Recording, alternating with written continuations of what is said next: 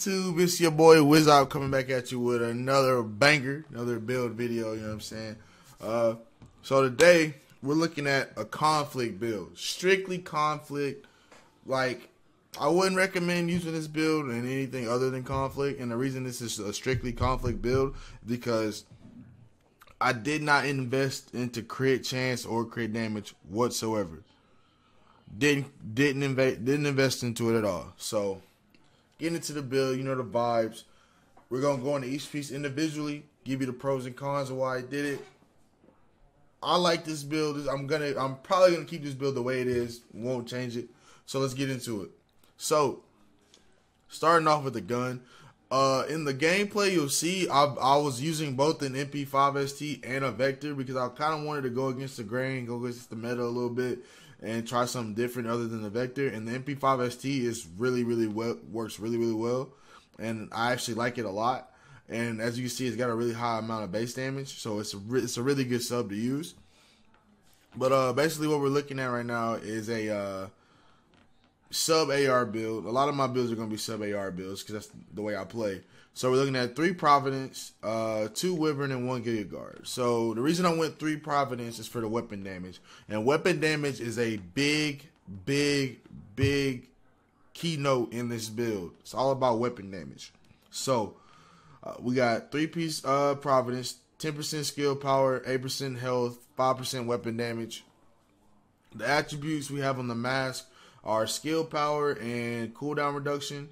They don't have to be these specific attributes, but they need to be electronics if you're trying to get the build the way I have it.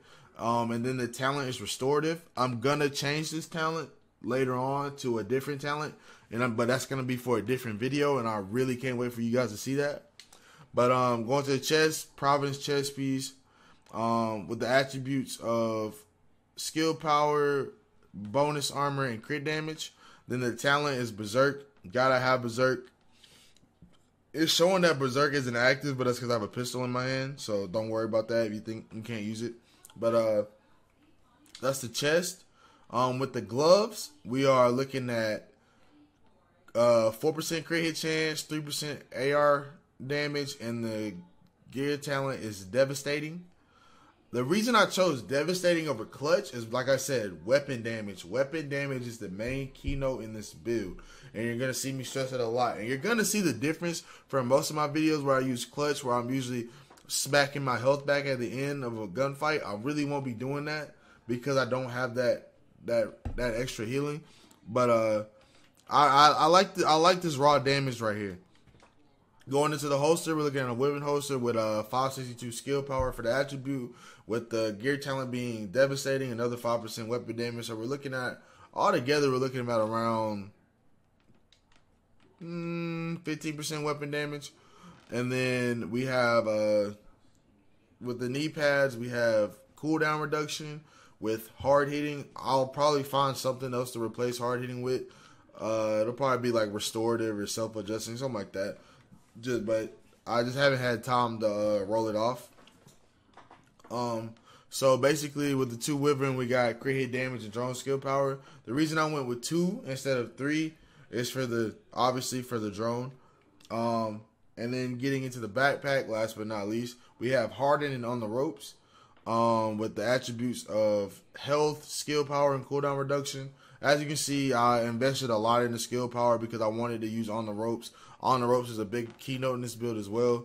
Harden for the 10% armor. Not really caring about health as much because I'm not going to be using clutch. So crit, as you can see, you don't really see much crit chance around this build at all because I'm not using clutch. There's no reason to have a lot of crit chance if I'm not going to be healing with it. You see what I'm saying? So going into the guns, we have the Vector, strained, Allegro, transmission. Transmission really doesn't mean anything, but we all know what strain does. You all know what Allegro does. It's a beast. Same thing on the MP5ST that I was using in the other videos. And then custom M4 P416G3. We got Optimus and Allegro. I actually like this a lot on the AR. I want to try Ranger out too, but I can't use Ranger with this build because I would have my electronics to be too high. And then getting into the stats, like I said, didn't really invest that much in the crit chance, crit damage. On the sub, we're looking at 30.5 crit hit chance, 36 crit hit damage. Weapon damage is 9,000. On the AR, we're looking at 18,000 weapon damage, only 4% crit hit chance, and 40 crit hit damage. Like I said, didn't really invest in the weapon damage. I mean, crit damage, crit chance that much. Weapon damage is the main key of this build. I really like this build a lot, especially for conflict. You definitely feel like when you invest into a lot of crit chance, you get so used to it, and then you go into the normalization, and it just disappears. The thing about this build, there's no drop off. There's no damage drop off with it. What you put in is what you're gonna get out of it, which is why I really like this a lot, and hopefully you guys like it too. So I'll see you guys in the next video, and I hope you guys enjoyed the gameplay.